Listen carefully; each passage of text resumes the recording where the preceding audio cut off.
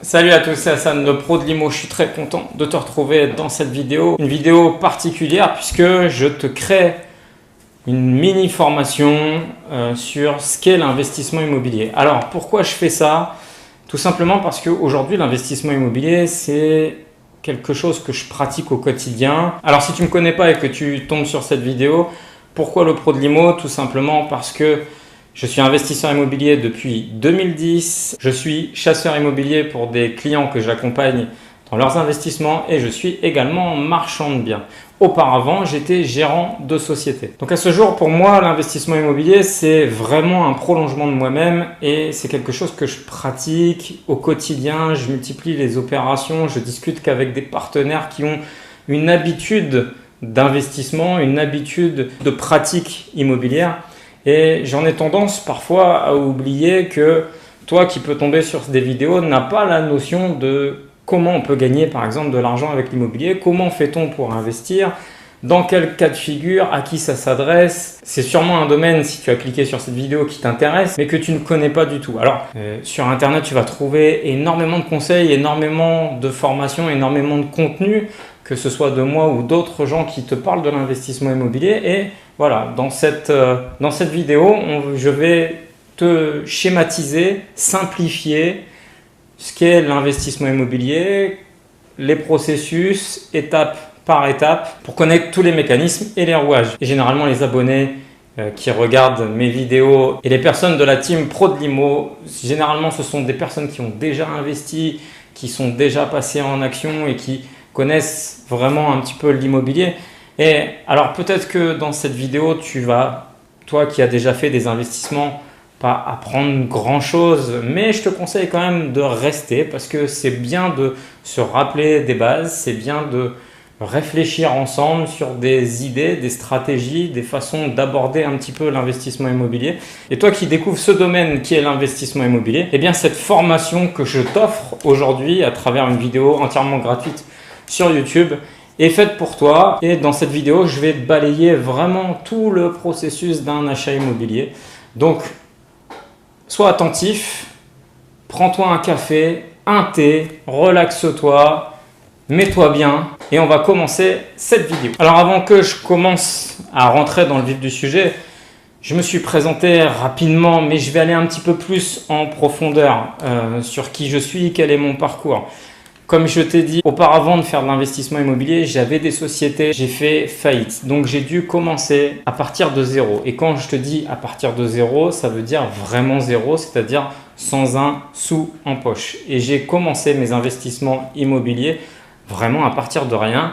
Et ça fait 8 ans que je pratique l'investissement. Je me suis professionnalisé au fur et à mesure des années, c'est-à-dire que vraiment ça a été mon quotidien, c'est devenu, comme je te dis, un prolongement de moi-même, une passion et aujourd'hui je suis chasseur immobilier et marchand de biens. Alors pourquoi j'ai fait de l'immobilier? Tout simplement parce que j'ai très vite compris que les gens qui gagnaient beaucoup d'argent ou qui faisaient fortune dans n'importe quel domaine d'activité finalement font toujours des placements dans la pierre. Donc je me suis dit que je devais aussi m'orienter vers cette activité-là.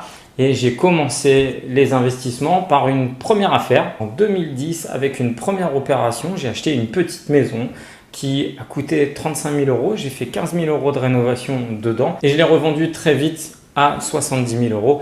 Et ça a été ma première affaire. J'ai fait 20 000 euros de chiffre d'affaires sur ce bien immobilier. Donc ce qui m'a permis de me lancer, d'avoir envie, d'aimer ça. Tout ce que je vais t'expliquer dans cette vidéo, peut-être que ça va te donner envie de passer à l'acte, de faire des choses via ce domaine d'activité. Je te le dis tout de suite et je vais te le dire plusieurs fois dans cette vidéo. Il va falloir que tu aimes faire ça. Et pour aimer faire ça, il va falloir que tu te mettes en action, savoir si c'est ton truc ou si c'est pas ton truc. Donc pour te résumer un petit peu mon parcours, j'ai commencé vraiment par une toute petite affaire avec pas de gros investissements mais qui a rapporté énormément par rapport à l'investissement injecté. Et en 5 ans, je suis devenu très vite ce qu'on peut appeler libre financièrement grâce à mes investissements. Alors, ce que tu dois comprendre, c'est que là, dans cette vidéo, je vais t'expliquer le b.a.-ba de l'investissement immobilier. Peut-être te dire des choses que tu as déjà entendues ou appliquées et adaptées dans tes investissements. Mais ce que tu dois comprendre, c'est que comme tu le sais, si tu me suis, en tout cas si tu ne me suis pas, tu vas savoir que je ne suis pas un super adepte de la formation généraliste. Pourquoi? Parce que chaque individu a sa propre manière d'investir. Chaque individu a des envies particulières, chaque individu a une famille, un contexte, un niveau social au moment même où il va commencer ses investissements qui est vraiment propre à tout à chacun. Que ce soit au niveau de ta projection vis-à-vis de l'immobilier, de ta fiscalité, chaque méthode doit être individualisée. Donc comme je te le dis, je ne suis pas un fervent adepte du généraliste.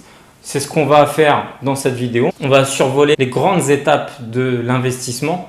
Mais ce que tu dois comprendre, c'est que tu ne peux pas faire du copier-coller sur chaque investissement. Chaque bien immobilier que tu vas acheter est unique et chaque stratégie est différente selon chacun des individus. Donc j'espère que tu m'as bien saisi par rapport à cette nuance du généraliste et de ce que tu devras appliquer par rapport à toi, ta vie, ta famille, ton niveau social et tes envies vis-à-vis de l'investissement locatif. La première étape, et je te la mets là. Alors, j'espère que tu vois correctement. Prends-toi un café, on est là, on est relax. La première étape.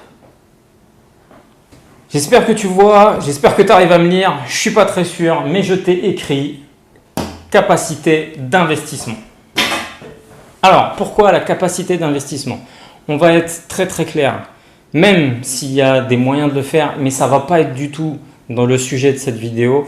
Si tu es au chômage, si tu es au RSA, si tu es en situation de précarité, d'endettement, quoi que ce soit qui ne te permet pas d'investir ou que ta situation au moment T ne te permet pas d'utiliser l'effet de levier de la banque, c'est-à-dire d'aller contracter un crédit pour aller acheter un bien immobilier, ne te lance pas dans l'investissement.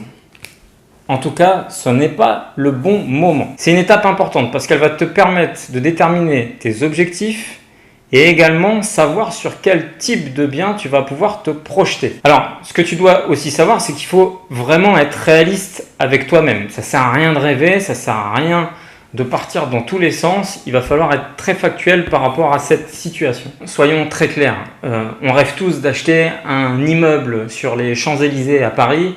Mais forcément, tout le monde n'en a pas la capacité et donc il faut être cohérent par rapport au type d'investissement que tu vas pouvoir faire. Alors pour certains qui sont à contrario très réalistes, très pragmatiques dans leurs investissements, très calculateurs dans la manière d'aborder leur compte, il ne faut pas non plus omettre cette réalité et vraiment se faire accompagner peut-être d'un professionnel, un courtier, un banquier, mais de savoir exactement si tu es finançable et à quelle hauteur tu es finançable. Et ça va déterminer ton premier objectif et ton premier investissement. Tu vas savoir ce que tu peux acheter avec ce que le banquier va pouvoir te prêter. Alors, ce qui nous amène à ta capacité d'emprunt. C'est très mal écrit. C'est pas grave. Ça me permet d'avoir des liens mémotechniques. La capacité d'emprunt, comme je te dis, c'est celle-ci qui va déterminer l'investissement que tu peux faire. Admettons que tu gagnes environ 2000 €, que la banque te prête à hauteur de 150 000 €. Ça te ramène à l'exemple que je t'ai cité tout à l'heure. Tu ne vas pas pouvoir acheter un immeuble sur les Champs-Élysées ou une villa sur la Côte d'Azur. Ça, il faut être très clair. Par contre, tu vas pouvoir faire peut-être un investissement d'un appartement sur une grande ville ou d'un petit immeuble de rapport dans une ville de province. Et donc, ça aussi va déterminer ce que tu vas faire par la suite. C'est-à-dire, tu dois savoir plusieurs choses lorsque tu vas te lancer dans l'immobilier. Savoir pourquoi tu en fais, c'est essentiel.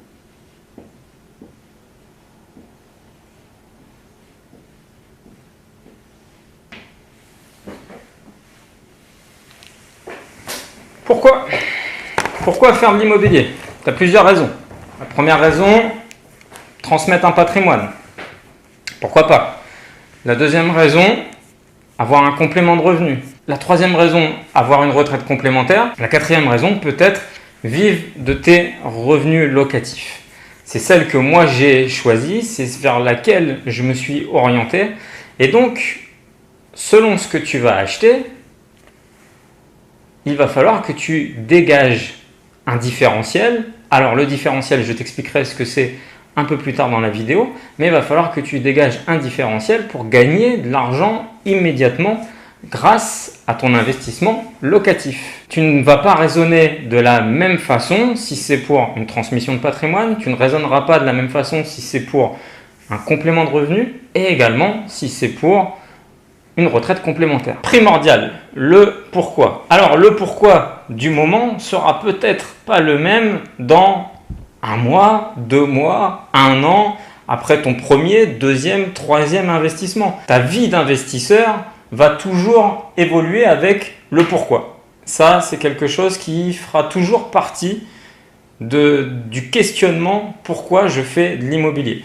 Moi, personnellement, je fais de l'immobilier parce que j'aime ça, c'est une passion, mais également, il faut être très clair, très pragmatique, très factuel.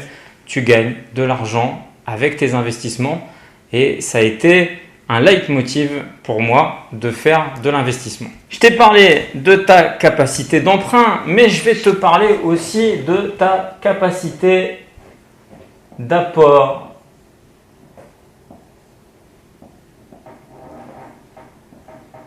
Personnel.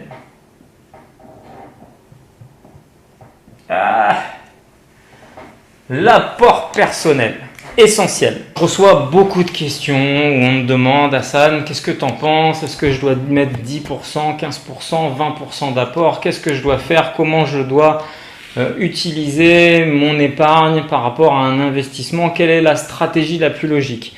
Comme je te dis, c'est du cas par cas, mais essayons d'être généraliste pour une fois. Eh bien, il faut que tu comprennes quelque chose, c'est que, admettons, tu vas faire un investissement de 100 000 euros. On va prendre des chiffres de base. Tu vas gagner 1 000 euros par mois avec cet investissement. Par mois. Il faut déjà que tu aies 6 mois d'épargne de précaution, soit 6 000 euros. Ça, c'est déjà quelque chose que tu ne dois pas toucher. Ces 6 000 euros-là, il ne faut pas y toucher. Il faut que tu les gardes au niveau de ta trésorerie pour que ce soit déjà ton épargne de précaution vis-à-vis de l'investissement que tu vas faire. Ça, c'est essentiel. Tu dois aussi avoir, en plus, peut-être un apport, 10%, donc 10 000 euros, mais également une moyenne de 5 à 10 000 euros en plus pour les imprévus. Et je vais t'expliquer un petit peu ce qu'est l'imprévu. Donc, tu vas te dire, ça fait déjà quand même pas mal d'argent. Et je vais te dire oui, évidemment. Alors, on va passer sur ce domaine-là quand tu fais ton premier investissement. Et puis, on te conseille souvent, puisque tu peux acheter des biens à 110%, ça arrive, mais je vais pas te le conseiller. Finalement dans cette idée-là, parce que je veux que tu fasses les choses intelligemment et de manière pragmatique et que tu sois serein par rapport à tes investissements. Tu vas te faire financer à la banque 100 000 euros. Tu vas apporter 10 000 euros qui vont généralement correspondre aux frais de notaire, aux frais d'agence, aux frais de dossier, aux frais d'hypothèque, aux frais de garantie, peu importe. Tu vas dégager un revenu mensuel de 1 000 euros par mois, ce qui va faire que tu dois bloquer 6 mois de précaution d'épargne. Pourquoi je te dis de bloquer 6 mois de précaution d'épargne? Parce que sur le papier, dégager 1 000 euros par mois pour un investissement de cette sorte, tu n'es pas sûr que ça se passe comme ça. Et c'est là où je vais en venir. C'est que un investissement locatif, sur le papier, c'est toujours très beau, très sexy, mais dans la réalité, il faut pouvoir te protéger. Il faut pouvoir avoir de la trésorerie. Donc ces 6 000 euros sont une épargne de précaution et tu verras que les banques, c'est généralement ce qu'elles te demandent. qui va faire en sorte que si tu as de la vacance, de la carence locative, de l'impayé, tu peux être serein. La deuxième chose, c'est qu'il va te falloir 10 000 € d'apport pour justement shooter cet investissement. Je te le dis, tu peux le faire à 110%, qui plus est ton premier investissement, ok. Mais je ne te le conseille pas, donc on va partir sur ce schéma-là. Et 5 à 10 000 € de côté pour être vraiment relax lorsque tu lances un investissement. Et pourquoi je te parle de ça alors que tu as déjà 6 000 € d'épargne de précaution par rapport à ton investissement qui va découler? Eh bien, je vais te raconter une petite histoire qui m'est arrivée et qui pourrait t'arriver lorsque tu fais de l'investissement immobilier. J'avais acheté un bien, c'était une maison de ville où j'ai budgétisé mes travaux, tout était ok, j'avais fait au centime près avec l'entrepreneur, on avait tout vérifié, j'avais fait monter un couvreur sur la toiture paraissait plutôt en bon état, mais à mon habitude, lorsque je prends un bien immobilier vétuste et que je veux le rénover, j'arrache tout et j'en fais une boîte à chaussures. Qu'est-ce que c'est une boîte à chaussures? Je t'expliquerai un petit peu plus tard dans la partie travaux. Et donc, ayant tout désossé de cette maison-là, donc je t'expliquerai, mais je te le dis déjà un petit peu là, boîte à chaussures, c'est que tu désosses tout, tu casses tout à l'intérieur et tu as des murs à nu. Et on s'est aperçu d'une chose, c'est que la charpente, la sablière, tout ce qui maintient, toute la toiture, si tu veux, était pourri, moisi. Donc forcément, l'entrepreneur n'allait pas me faire cadeau d'un remplacement de toiture globale et j'ai dû sortir de l'argent en plus. Partons du principe que je fais un financement à 110%, que je n'ai pas 1 € de côté pour mes futurs loyers, que je n'ai pas d'épargne de précaution. Qu'est-ce que je fais? Quelle est ma situation? Est-ce que je vais demander une rallonge à la banque? Est-ce que je vais appeler Cofidis, Sofinco?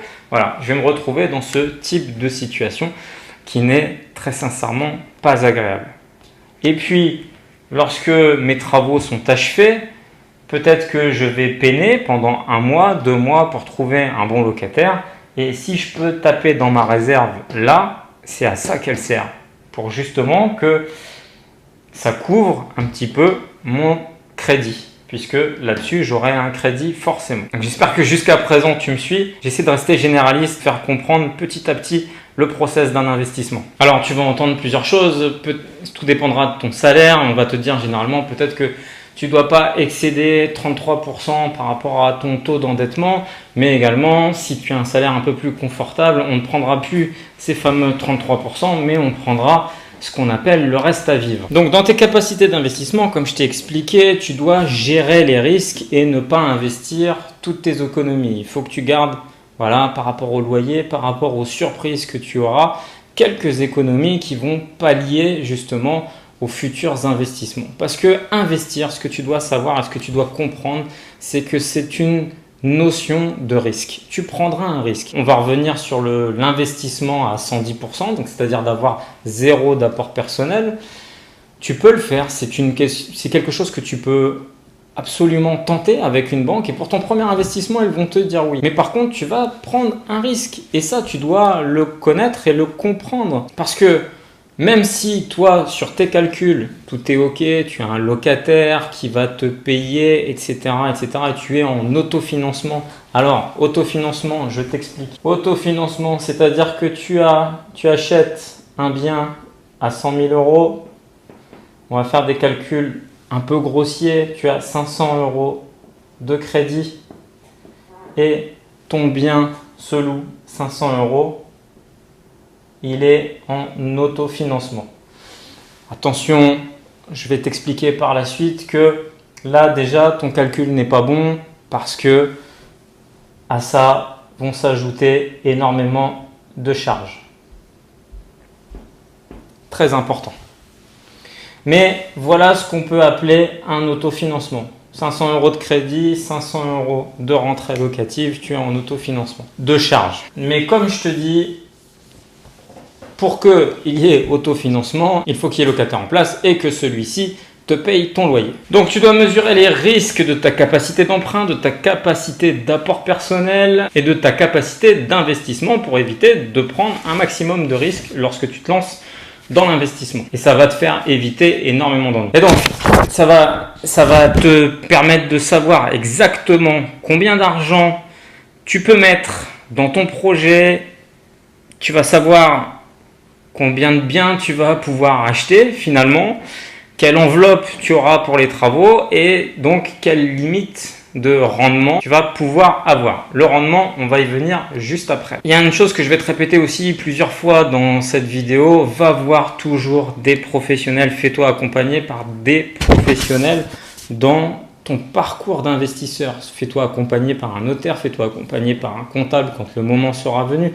Fais-toi accompagner par des chasseurs immobiliers qui ont déjà investi eux-mêmes. Fais-toi toujours accompagner par des pros. Ne te fais pas conseiller par tonton Michel qui a acheté en 85 un appartement et qui aujourd'hui est complètement dépassé avec les lois, les normes et autre chose comme ça, et pour qui lui ça s'est mal passé et qui a fait qu'un investissement dans sa vie et qui viendrait te donner des conseils.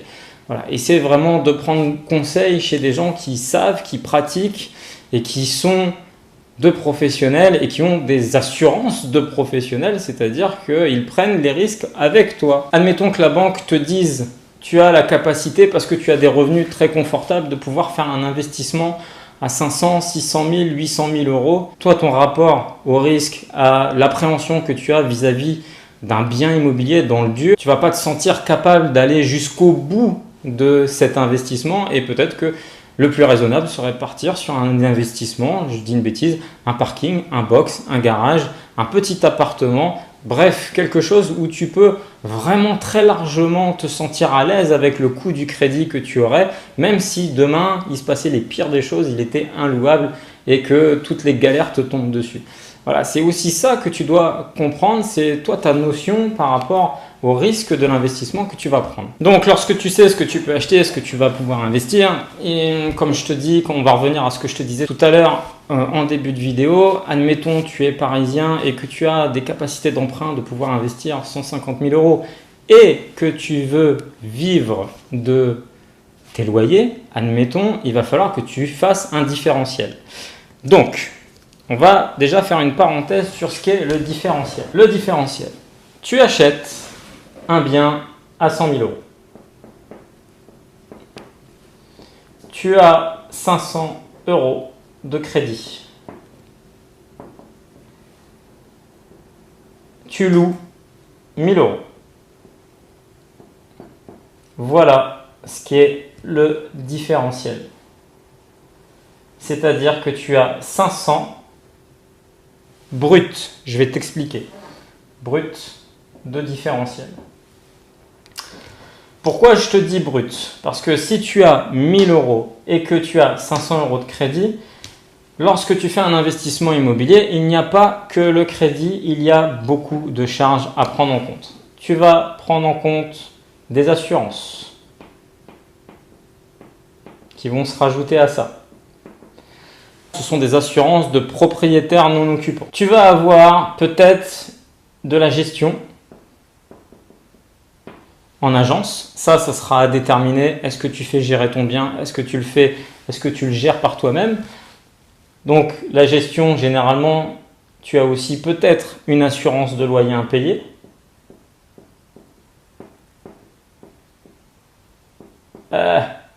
Loyer. Je crois que tu ne comprendras rien à mon écriture, mais en tout cas, c'est pour moi que je m'en souvienne. Tu as également la TF, la taxe foncière. En tant que propriétaire bailleur, c'est-à-dire que tu as acheté un bien, que tu n'es pas propriétaire occupant, que tu le mets en location, tu n'as pas de taxe d'habitation à payer, mais tu as une taxe foncière où tu devras toujours payer cette taxe foncière. Donc, elle doit rentrer dans ton calcul et ce qui va faire en sorte que ces 500 bruts vont être amoindris par toutes ces charges. J'espère que tu me suis jusque-là. Voilà un petit peu ce qu'est le différentiel. À ça, bien évidemment, il y aura de l'imposition ça va être trop complexe que je t'explique un petit peu dans cette vidéo comment justement le réduire, parce que c'est pas le sujet. Le sujet, c'est déjà de t'expliquer un petit peu les rouages de l'investissement immobilier. Mais sache qu'il y a des façons de faire de l'investissement où l'imposition, tu en payes moins, ou parfois tu n'en payes pas du tout. Maintenant, il faut que tu acceptes aussi, c'est que tu fais de l'investissement, tu développes un patrimoine, tu développes des revenus. Il ne faut pas non plus prendre peur de payer de l'impôt. Tu en payeras tôt ou tard. Je t'ai expliqué ce qu'était le différentiel. Faisons une petite parenthèse. Faire de l'investissement immobilier, en soi, c'est pas ce qu'il y a de plus chronophage, mais lorsque tu es en quête d'un bien immobilier, ça va te prendre énormément de temps. Ça va te prendre énormément de temps dans tes visites pour trouver la bonne affaire, pour rencontrer les différents partenaires. Ça te prendra également du temps lorsque tu vas faire tes démarches bancaires.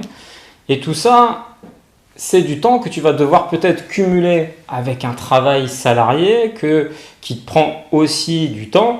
Et voilà, c'est des choses qu'il va falloir t'habituer à faire. Alors donc, si tu te déportes, que tu vas faire un investissement à 2 heures, 3 heures de route de chez toi parce que tu ne vas pas pouvoir dégager un différentiel positif là où tu habites parce que les prix au mètre carré sont trop chers pour dégager vraiment ce différentiel, il va falloir que tu te délocalises. Donc, ce qui va faire en sorte que ça va te prendre encore plus de temps. J'espère que tu me suis jusqu'à présent. On va faire juste un petit point. Il y a plusieurs façons de faire de l'investissement immobilier. Il y a l'investissement il y a plusieurs types de location. Donc, il y a la location nue. Location nue, c'est-à-dire que tu n'as pas... C'est un bien immobilier, un appartement, une maison, où la personne doit y apporter ses meubles, et la location meublée, où la personne n'a que ses vêtements finalement à apporter. Donc là, il y a deux types de location. On ne va pas rentrer dans les avantages fiscaux qu'ils ont l'un et l'autre par rapport à cette activité, mais tu dois savoir une chose, c'est qu'il y a la location nue et meublée. Ensuite, tu dois aussi savoir qu'il y a la location longue durée et la location courte durée. La location courte durée, généralement, donc il y a la location longue durée et courte durée. La location longue durée, généralement, est associée avec la location en nu, et la location courte durée, généralement, est associée avec la location meublée. Ce que tu dois comprendre, c'est que la location courte durée, meublée, est plus rentable généralement que la location longue durée et en nu. En même temps, celle-ci te demandera plus d'investissement, du fait des meubles, tout simplement, et de peut-être la décoration que tu vas engendrer par rapport à ça, et aussi elle te demandera plus de temps au fait du travail que cela va générer. Donc généralement, quand on entend parler de location courte durée, c'est un petit peu ce que tu vas entendre un peu partout, location saisonnière, le Airbnb, Booking et autres plateformes comme ça, c'est-à-dire que tu vas vendre des nuits. Alors c'est un travail spécifique, il y a des manières tu vas tout de suite peut-être gagner de l'argent avec ce type de location, mais il faut que tu comprennes que ça demande une gestion particulière, ça te demande un aménagement de temps de travail également particulier. Et donc, il faut que tu prennes en relation ce qu'il y a de plus intéressant pour toi, quel type de location tu vas devoir faire. En même temps, tout ça va se faire aussi par rapport à l'emplacement où tu vas acheter. Il y a peut-être des villes où il est beaucoup plus intéressant de faire de la courte durée, du fait que si tu le faisais en location longue durée, en nu, manière classique, tu ne gagnerais pas d'argent, et peut-être que en le mettant un appartement en location courte durée et meublé, tu gagnerais un peu plus d'argent. J'espère que tu me suis par rapport à ça. Il faut que tu comprennes quelque chose, c'est que cette vidéo-là, on pourrait s'arrêter sur un des termes immobiliers et en faire déjà des vidéos de 10 heures, 20 heures, peu importe. Ça prend énormément de temps pour connaître tous les rouages. Là, je survole les choses de manière très sommaire, et peut-être que toi qui as déjà investi, qui connais déjà toutes ces mécaniques, tu es un peu comme moi aussi, parfois tu vas te dire mais c'est logique, c'est basique, etc. Et toi qui n'as jamais investi, peut-être même en regardant ma vidéo, et j'essaie d'être vraiment simple, tu vas être peut-être complètement perdu. Donc n'hésite pas à me dire dans les commentaires. Je referai peut-être une vidéo comme ça, assez longue, où je te donne un maximum de contenu si tu as un sujet, un thème vraiment précis où tu veux que je m'arrête, que je t'en fasse une formation comme ça, entièrement gratuite, et ben t'hésites pas. Après, je pense aussi très sincèrement que si tu veux rentrer dans le vif du sujet, que tu vas aller plus loin, plus vite, plus fort, avoir des connaissances optimisées, dépassées et apprendre d'un maximum de professionnels, je te le dis, je fais une petite parenthèse. Le 13 janvier 2018, je fais un séminaire sur l'investissement immobilier. Je suis accompagné que de professionnels de l'immobilier, le notaire, le comptable, des fiscalistes, des marchands de biens, des agents immobiliers. Bref, c'est un rendez-vous à ne pas manquer pour avoir les connaissances pour bien investir. Et dans mes séminaires, tu ne repars jamais les mains vides puisque on t'aide, puisque ceux qui seront prêts à passer à l'acte, nous t'accompagnerons pour faire tes premiers investissements, c'est-à-dire que tu auras contact avec des chasseurs d'appartements, des chasseurs de maisons, des chasseurs d'immeubles, des chasseurs de produits locatifs partout en France pour justement avancer dans tes investissements parce que la connaissance que tu vas acquérir durant cette journée va être exceptionnelle, mais savoir c'est bien, pratiquer c'est beaucoup mieux. Je referme la parenthèse, je t'en reparlerai sûrement à la fin de la vidéo. On va continuer dans l'étape par étape de l'investissement immobilier. Tout à l'heure, je t'ai expliqué, je t'ai parlé d'un mot peut-être bizarre pour toi, incohérent, quelque chose que tu ne connais pas, c'est le rendement. Le rendement, qu'est-ce que c'est que ce nom barbare, le rendement? Eh bien, c'est une des premières choses finalement que je t'en parle là quasiment au bout de je sais pas combien de minutes de vidéo, mais c'est une des choses peut-être primordiales que tu dois savoir lorsque tu te projettes sur un investissement locatif et qui va déterminer ton positionnement sur ce futur achat ou si tu vas vraiment te positionner dessus. Bon, alors il existe des dizaines de façons de calculer ce rendement. Il faudra vraiment que tu distingues plusieurs choses. Il y a le rendement brut, le rendement net. Le rendement net, on va être classique. Je vais te faire un rendement peut-être d'agent immobilier, mais que voilà, que ce soit clair dans ta tête. Donc, le rendement, c'est loyer mensuel, d'accord, que tu vas toucher fois 12. Donc, admettons, tu touches 500 € de loyer fois 12, d'accord, j'espère que tu me suis. Moi, généralement, je mets la taxe foncière de manière automatique. Moins la taxe foncière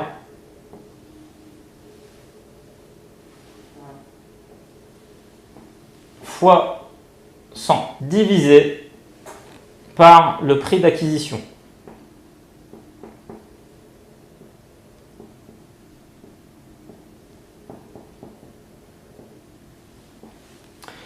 Donc, admettons 500 fois 12 moins 800 de foncier, je vais te parler un petit peu des chiffres que je connais par rapport à mon marché local, divisé par 60 000 €. On va prendre la calculette. 500 fois 12 moins 800, ça fait 5002. 5200 divisé par 60 000, l'acquisition que tu as fait, fois 100 est égal, fois 100 est égal à 8,6, soit ton rendement brut de foncier, j'aime bien dire. Et donc, qu'est-ce que ça veut dire 8,6? Ça veut dire que un placement que tu viens de faire, donc une acquisition via un investissement locatif, ton argent à travers ce bien immobilier va travailler à hauteur de 8,6% brut. À titre de comparaison, un livret A est à 0,75. Voilà. Donc, si tu veux, j'ai pas trop besoin de t'expliquer le pourquoi du comment tu dois faire de l'immobilier. Le calcul et vite fait. Donc moi, ce que je te conseille par rapport à ce calcul-là, par exemple, là on a vu 8,6, 8,6, il n'y a pas 100% de chance, à moins que tu aies fait un bel apport, que tu aies un bon différentiel. Souviens-toi, le différentiel, je t'en ai parlé tout à l'heure.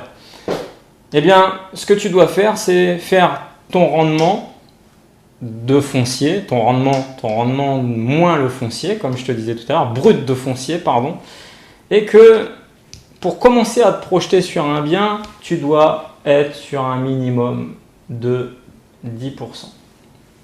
Voilà. Ça doit être ta base. Ça doit être un cheminement que tu dois approfondir si tu veux, bien sûr, vivre de tes loyers. Parce que ces 10%-là, tu auras assez, comme je te disais tout à l'heure.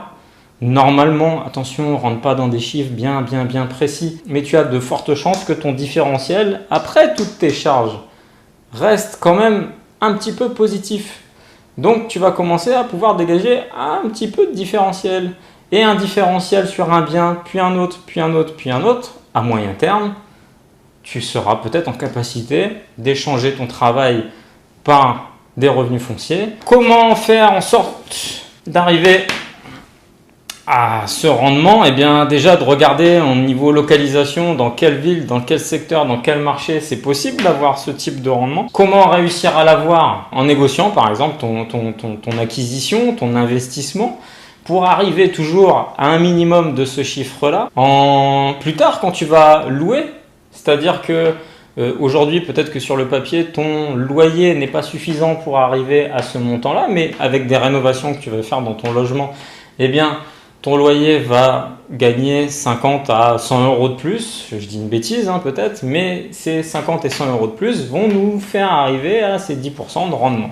Donc voilà, tu as plusieurs manières de faire pour générer un rendement locatif toujours plus important. Il y a quelque chose qu'on se pose souvent comme question, c'est comment trouver une bonne affaire? Eh bien déjà, respecte déjà ta logique et base-toi toujours sur des biens qui vont te ramener un différentiel positif. Voilà, déjà tu vas faire déjà des présélections sur des biens. Trouver ta bonne affaire.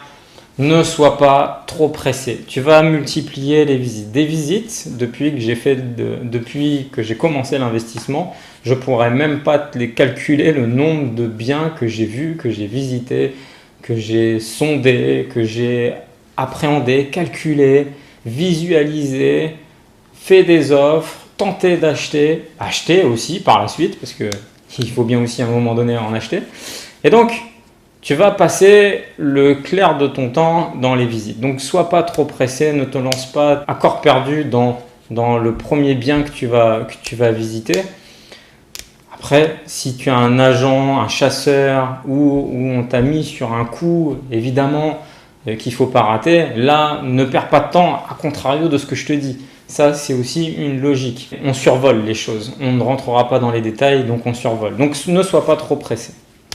Sois mobile aussi, ce que je te disais tout à l'heure, c'est-à-dire que si tu es à Paris, tu vas faire des rendements de 2-3%, si tu vas en province, tu vas peut-être être à 8, 9, et donc on se rapprochera des 10% que je te parlais tout à l'heure.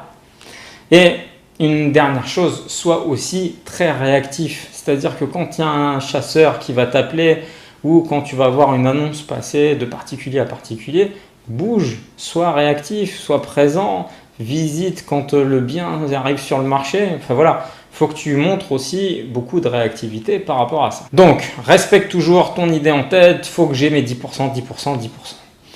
Que tu dois réussir lorsque tu as calculé tous tes chiffres, toutes les charges, etc., que tu as toujours ce petit différentiel de positif. Attention, je te le redis et je te le répète parce que j'y pense en même temps que je te parle.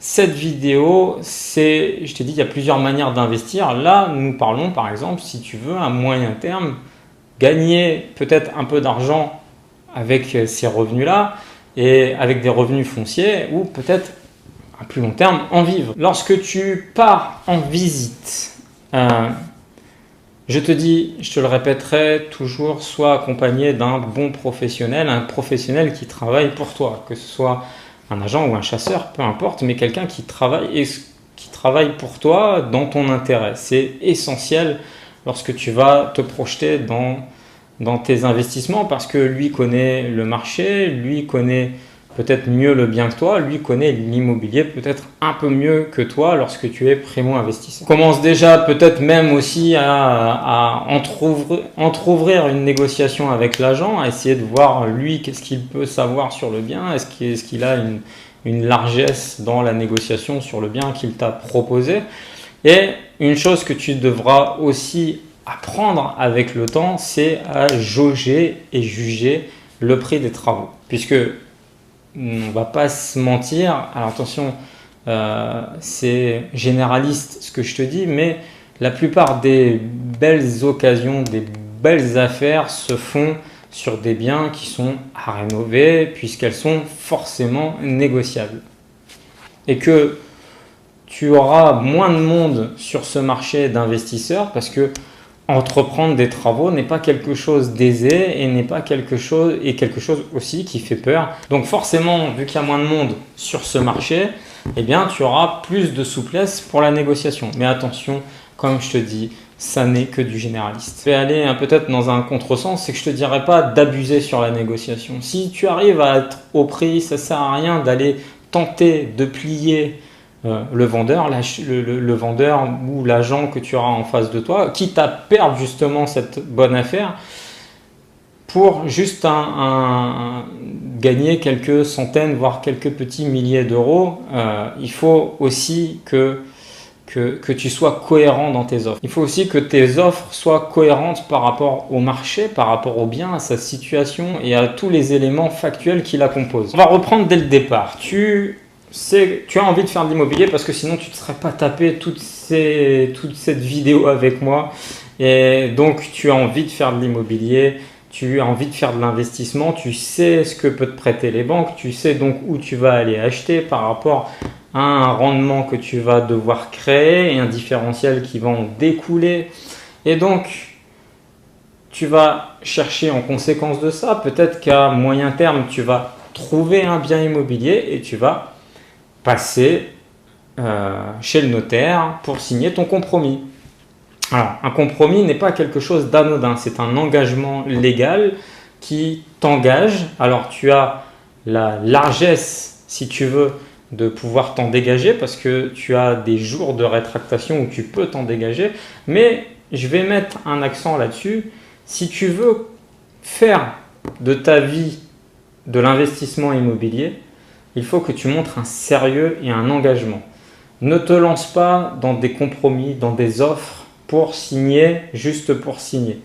Si les professionnels qui t'entourent, si tu as pris bien sûr la bonne décision, alors vraiment attention, parenthèse, à moins que pendant tes jours de rétractation, on t'annonce qu'il y ait un gros loup dans la maison, dans l'appartement, dans l'immeuble que tu as acheté, et là c'est normal que tu sortes de ton compromis, mais montre de la crédibilité. Tu veux que tes partenaires te fassent confiance, tu veux que tes partenaires t'aident à renouveler tes opérations, il faut absolument que tu sois quelqu'un de crédible. Moi, je me suis toujours attaché à ça, c'est-à-dire de montrer ma crédibilité auprès de mes partenaires avec qui j'ai fait des opérations immobilières. Tu auras à peu près 45 jours pour après aller à ta banque, négocier avec ta banque le fait de pouvoir te suivre sur ce projet. Comme je te dis, va pas signer un compromis si bien avant tes démarches, tu n'as pas été voir ta banque. C'est la première des choses que je t'ai dit, que je t'ai apprise. Va voir d'abord ta banque. Est-ce que tu es en capacité d'investir? Va pas signer des compromis, faire entre guillemets perdre du temps, faire des fausses joies à un vendeur. Voilà, c'est un engagement, c'est pas un jeu. Donc voilà, va à la banque bien avant et une fois que tu as ton compromis, parce que les banques ne se mettront pas en action tant que tu n'auras pas ce document légal qui est le compromis, là tu vas aller dans ta banque, peut-être une deuxième, une troisième, une quatrième, ne te limite pas qu'à ta banque, ça c'est un très grand conseil, et tu vas aller tenter d'avoir ton prêt immobilier. Et généralement, se passe environ 3 mois de la signature du compromis à la vente définitive où tu seras propriétaire de plein droit. N'oublie pas une petite chose, c'est bien sûr de t'assurer le jour de la signature pour éviter X ou Y problème, parce que la vie est ainsi faite, il peut se passer toujours tout et n'importe quoi. On a dit que tu as 45 jours pour aller voir des banquiers ou courtiers. Ça, c'est un choix. Si tu es sur ma chaîne, que tu regardes cette vidéo, déjà, premièrement, avec tout ce que je t'ai dit depuis le départ, abonne-toi, ça fait plaisir. Et je t'avais fait une vidéo sur courtier contre banque. Tu te feras ton avis. Mon avis reste sensiblement le même, mais voilà, c'est pas un avis à arrêter. Il y a des bons banquiers, des bons courtiers. En tout cas, le mieux, c'est quand même d'aller voir des gens qui sont décisionnaires et qui sont capables de te dire rapidement oui ou non sur ton projet immobilier. Ce que je te dirais, c'est avec les banques, il va falloir aussi que tu joues le jeu. C'est-à-dire que si tu vas négocier peut-être le taux, peut-être la durée, peut-être ton apport, peut-être tes remboursements anticipés. Alors, je pourrais te faire une vidéo beaucoup plus longue. Comme je t'ai dit, sur l'immobilier, on pourrait en faire des heures, des jours, etc. C'est inépuisable. Les ressources, les stratégies, même lorsque tu auras éteint cette vidéo, même si tu regardais toutes les vidéos qu'il y a sur Internet de moi ou des gens qui sont en train de te parler d'investissement, c'est inépuisable. Les ressources en immobilier sont inarrêtables. Tu en apprendras tous les jours. Donc, je te le dis, je te le répète, tu veux aller plus loin, si tu veux en savoir plus, tu as sous la vidéo un lien pour venir le 13 janvier. Dépêche-toi. Chaque jour qui passe, des places sont prises. Donc, réserve ta place pour le 13 janvier et passer un cap dans tes investissements. Donc, comme je te dis, négocier un maximum de choses, mais à contrario, voilà, il va falloir donner un peu de change aux banquiers. Sois honnête avec ta banque. Il y a des multiples façons de faire des choses qui permettent peut-être d'accélérer, peut-être de pas spécialement être honnête avec la banque, mais tu verras que je t'en parle à titre d'expérience. Sur le long terme, c'est pas quelque chose qui va te servir. Donc tu peux tout négocier, le taux, tu peux négocier les frais intercalaires. Alors qu'est-ce que c'est les frais intercalaires? C'est-à-dire que, allez, admettons, tu as donc 100 000 euros de crédit. Et dedans, il y a 20 000 euros qui sont destinés aux travaux. On va être, bref, 80 000 pour l'acquisition. Eh bien, tu vas pas rentrer dans l'amortissement des 500 euros, par exemple, qui correspondent au coût du crédit total, mais tu vas rentrer dans ce qu'on appelle sur 6 mois, 1 an, voire peut-être 2 ans, dans des intérêts intercalaires, c'est-à-dire des frais beaucoup moindres, ce qui fait que tu ne rentres pas dans de l'amortissement, mais ce qui fait que pendant ta durée de travaux, tu ne payes pas beaucoup sur ton prêt, ce qui te permet de ne pas avoir de grosses charges et te permettre de faire tes travaux tranquilles, parce que pendant tes travaux, bien évidemment, tu n'auras pas de locataire. J'espère que tu me suis jusqu'à présent. Je sais, c'est peut-être compliqué, c'est peut-être lourd. Le processus continue. Tu es propriétaire de plein droit de ton bien et peut-être que tu as fait une très bonne affaire et peut-être que tu as des travaux à faire justement dans cette acquisition. Et là, c'est un domaine bien particulier. C'est-à-dire que tes travaux vont faire gonfler le prix et la valeur de ton bien et peut-être même en dégager une plus-value. Peut-être que tu feras une opération marchande grâce à ça. Ce que tu dois apprendre à faire, c'est d'estimer le coût des travaux lorsque tu visites des biens. Et alors, on va être basique. Pour un artisan, tu vas tourner à peu près entre 400 et 600 euros du mètre. Et pour une entreprise, tout dépendra de l'entreprise, tu seras entre 800 et 1000 euros du mètre. Alors après, ça peut monter dans tous les sens, on reste généraliste. Base-toi là-dessus, c'est-à-dire qu'une rénovation complète, quand je te parlais tout à l'heure de la boîte à chaussures, c'est-à-dire de tout refaire, ne garder que les 4 murs, faire toute l'électricité, toute la plomberie, tous les revêtements, toute l'isolation, les menuiseries, etc.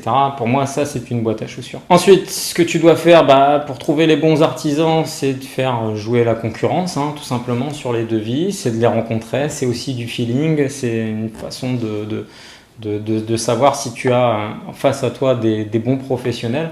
Et puis, c'est d'apprendre. C'est ne jamais cesser d'apprendre. Après ton chantier, il faudra aussi le surveiller et puis intéresse-toi à ton chantier parce que peut-être que demain tu renouvelleras les choses et que peut-être tu vas prendre passion pour l'immobilier et plus tu en seras, plus tu gagneras de l'argent. Ton bien est fini de rénover, eh ben, tu vas le mettre en location. Alors après, ça va être un choix. Est-ce que tu le fais gérer toi-même? Est-ce que tu le fais gérer par agence? Évidemment, si tu habites à 300, 400, 500 bornes de ton produit locatif, ça va être compliqué de gérer à distance ton bien. Si tu fais de la courte durée, c'est pareil. Alors attention, après, voilà, si je te parle de la location courte durée, si c'est toi qui t'en occupe et qui fait le ménage, etc. Tu peux laisser donc à une agence qui va s'occuper de chercher le locataire, qui va s'occuper des états des lieux, qui va s'occuper de faire les contrats. C'est un choix parce que forcément, allez, une agence, ça tourne entre 8 à 12% en moyenne de frais sur ton loyer. Alors bon, c'est du hors taxe. Forcément, ça va manger un petit peu ton différentiel. Le différentiel, je sais pas si tu te souviens de ce que c'était. Donc ça va te manger un petit peu. Puis si tu prends une GLI, une garantie de loyer impayé, généralement c'est entre 3 à 4% du loyer. Donc ça peut vite monter, la note peut être vite salée sur une gestion d'agence, mais après c'est aussi peut-être une tranquillité et ce sera à toi de choisir par rapport à tes besoins. Eh bien, cette vidéo a été assez longue. Si elle t'a plu, laisse-moi un like. Si tu es arrivé jusqu'au bout, c'est que tu es un acharné de l'immobilier et c'est que c'est sûrement fait pour toi. Ce que je te conseille de faire surtout, c'est de cliquer sous la vidéo et c'est de venir au séminaire le 13 janvier. Participer à cet événement exceptionnel dans un lieu exceptionnel où tu vas apprendre énormément de choses en termes de stratégie, d'avancée. C'est pour tout le monde.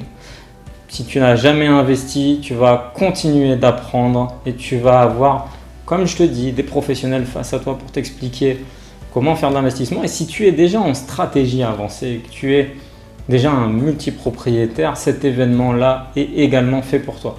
Mais ce que tu dois savoir aussi, c'est que ce type d'événement n'est pas uniquement une source de connaissances. Moi, je n'ai jamais été très bon scolairement et le fait d'avoir un professeur qui me retransmet quelque chose, ça ne connecte pas, je n'y arrive pas. Et tu verras que durant cet événement, tout le monde va participer. Je te réserve énormément de surprises. Ça va être très ludique. Après le séminaire, on reste en contact sur des groupes privés. Tu as des contacts avec des chasseurs immobiliers partout en France. Donc, tu n'as qu'une seule chose à faire, c'est venir à ce séminaire le 13 janvier. J'espère que cette vidéo t'a plu, ce format t'a plu. Si tu as aimé, laisse-moi tes commentaires. Dis-moi si tu as envie que je refasse quelque chose d'un peu plus poussé, de prendre un sujet type et d'en faire une formation quelconque. Tu me le dis, comme je te dis, on peut parler des heures et des heures, des jours et des jours. Les stratégies en immobilier sont inépuisables et tu ne t'en rendras compte que en le pratiquant. Quant à moi, je te dis à dimanche prochain pour une prochaine vidéo, peut-être pas aussi longue, et ciao!